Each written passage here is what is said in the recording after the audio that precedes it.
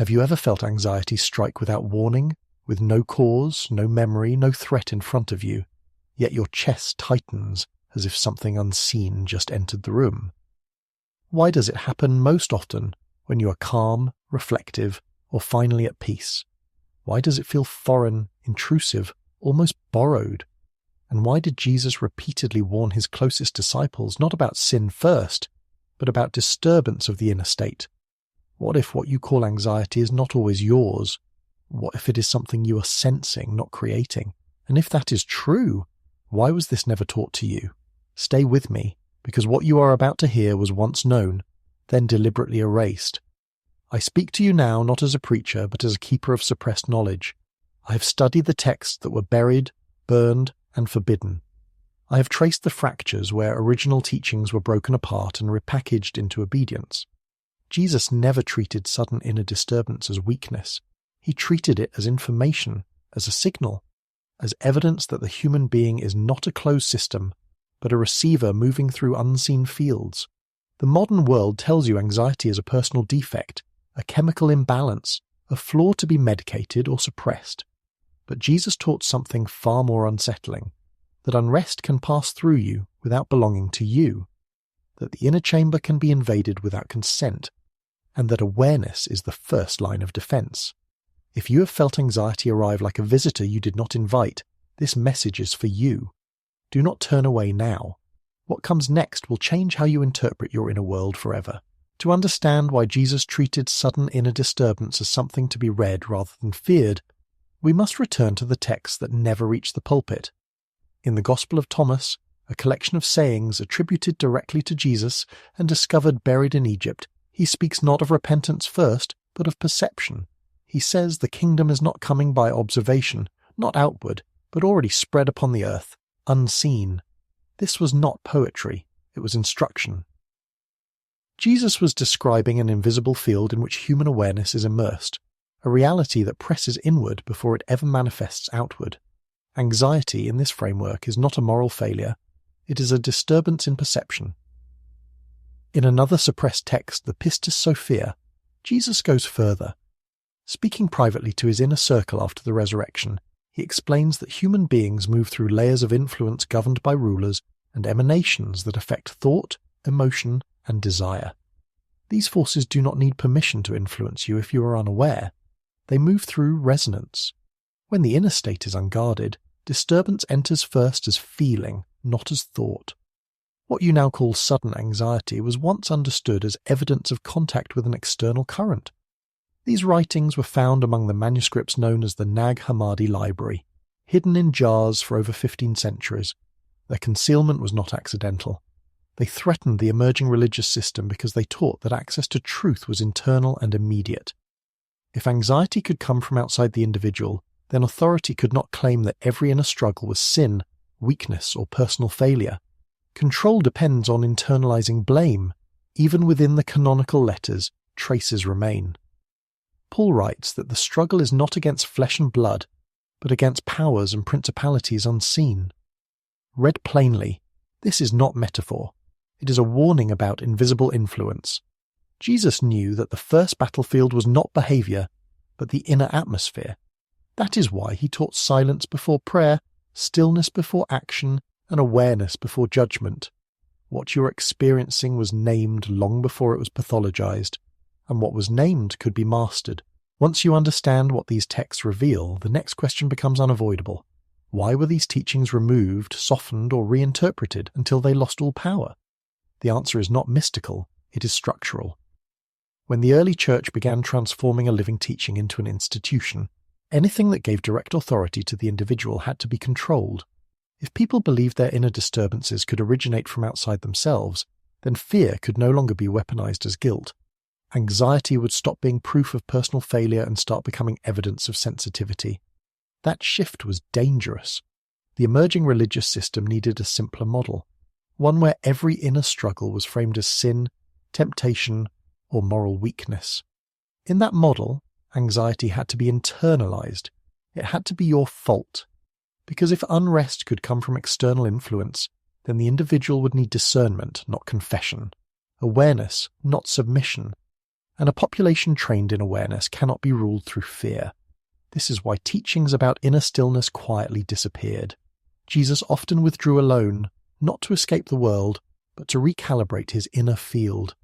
He instructed his disciples to do the same, warning them to guard what entered their inner chamber.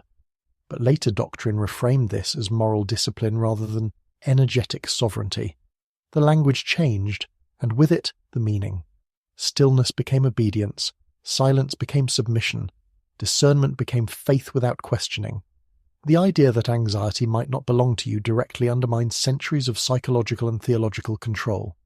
Because if you are being affected by unseen currents, then healing requires clarity, not shame, and clarity cannot be outsourced. This is why no church sermon teaches you how to recognize a foreign emotion entering your inner space. A person who can distinguish between self-generated emotion and external disturbance is no longer easily guided by fear. So the knowledge was not destroyed, it was diluted, buried under layers of moral language until you forgot how to read your own experience. But the signal never stopped. Those who feel sudden anxiety without cause are often the ones most attuned to their environment, not broken, not weak, simply untrained. And what Jesus taught next was how to reclaim that training.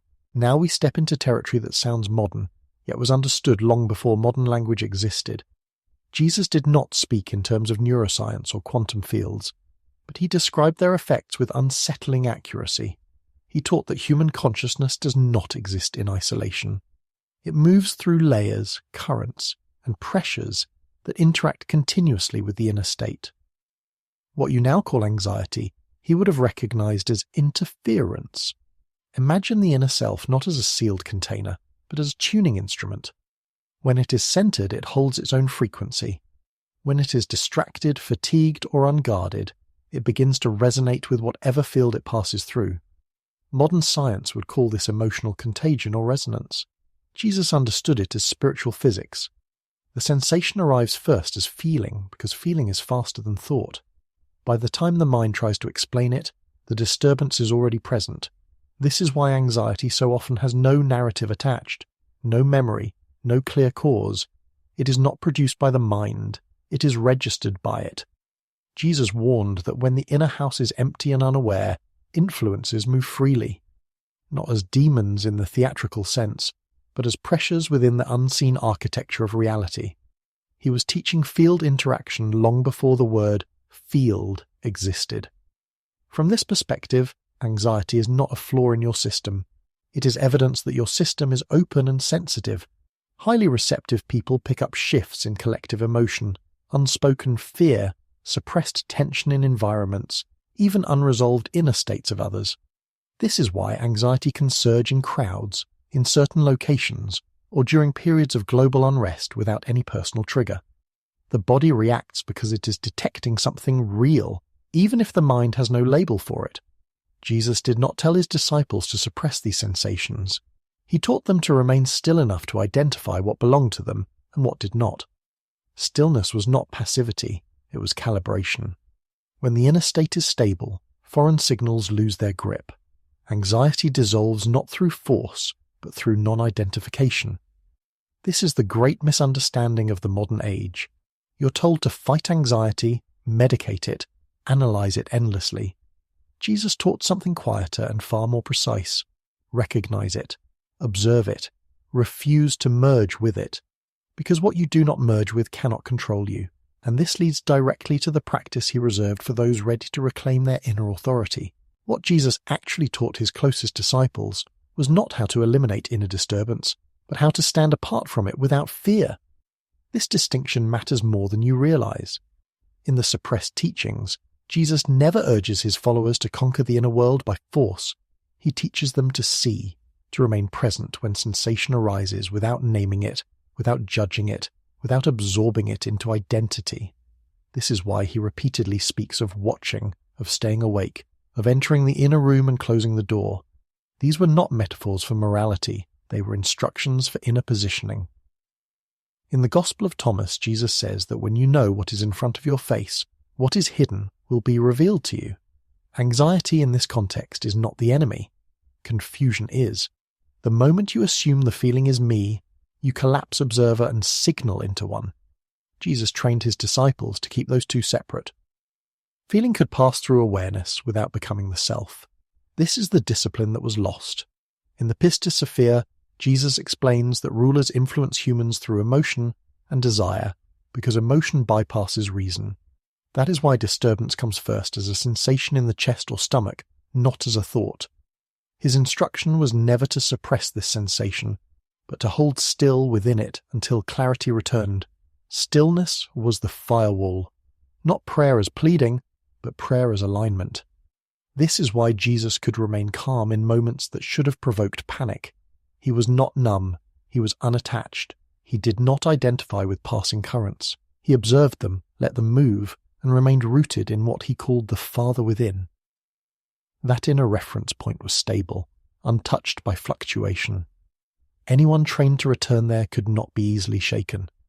The tragedy is that this teaching was reframed as passive suffering. Endure, they said. Submit, they said. But Jesus never taught submission to inner chaos. He taught sovereignty through awareness. He taught that what you can observe without resistance loses its authority over you. If anxiety arises and you do not merge with it, it cannot define you. It cannot command you. It cannot remain. This was not mysticism. It was practical inner mechanics, and it was meant to be practiced, not believed. The next step is not theory. It is direct experience. What I am about to share is not a technique you repeat mechanically. It is a way of standing inside yourself that Jesus assumed his inner circle would learn through direct experience. When sudden anxiety arises, the first instruction is silence. Not external silence, but inner pause. Do not name the feeling. Do not explain it. Do not search for its cause. The moment you label it as my anxiety, you have already merged with it. Instead, remain still and let the sensation exist without ownership. Jesus taught that awareness itself is stabilizing, so you begin by locating yourself as the one who notices, not the chest where the tightness appears, not the stomach where the unease churns. You place attention behind the sensation, not inside it. You do not push it away. You do not analyze it. You simply recognize that it is being perceived. This single shift is the separation he trained his disciples to master. As you hold this position, something subtle happens. The sensation loses urgency. It no longer needs to escalate to be noticed. Anxiety feeds on identification. When there is no identification, it cannot anchor. Jesus described this as keeping the inner house lit. When awareness is present, nothing foreign can remain unnoticed long enough to take root. If the sensation intensifies, you do nothing different. You do not brace. You do not resist. You allow it to crest and move. You remain anchored in the observer. This is not dissociation. It is clarity. You are not leaving the body. You are reclaiming authority within it. The feeling may pass quickly or slowly. That does not matter. What matters is that you did not surrender your center. This is why Jesus emphasized returning inward repeatedly throughout the day, not in ritual, but in awareness. The more familiar you become with this inner reference point, the less power sudden disturbances hold. Anxiety may still appear, but it will no longer convince you that something is wrong with you. You will recognize it as information passing through a stable field. Practice this not only during anxiety, but during calm. Stillness trained in peace becomes accessible in disturbance. This is how sovereignty is built, quietly, without drama, without belief, through direct knowing. What you are reclaiming is not control over emotion, but freedom from being ruled by it. Now hear this clearly, because this is where many turn back. If you experience sudden anxiety without reason, it does not mean you are unstable. It means you are perceptive. It means your inner system is sensitive enough to register shifts others numb themselves against. Jesus never called such people weak. He chose them. He trained them. He warned them that without awareness, sensitivity becomes suffering, but with awareness, it becomes discernment. You were never meant to absorb everything you feel. You were meant to witness it. Anxiety is not proof that something is broken inside you. It is proof that you are not sealed off from the world. The error was teaching you to blame yourself, instead of teaching you how to stand in your center. Once you stop identifying with every sensation, fear loses its grip, not because the world becomes quieter, but because you no longer collapse into its noise. This is why these teachings were hidden. A person who knows how to remain present in inner disturbance cannot be ruled through panic. They cannot be easily manipulated through fear-based narratives. They listen more than they react. They observe before they obey. That kind of person does not need intermediaries to tell them what is happening inside their own field. If this message resonated, do not let it pass as entertainment. Make it real. Anchor it. In the comments, write a simple commitment. Something true, something present. Not to me, but to yourself. A statement that you are reclaiming awareness over reaction. That you will no longer mistake every passing signal for your identity. This is how communities of the awake begin. Not loudly, not dramatically, but with individuals who quietly stop surrendering their inner authority. You're not broken. You're learning to see,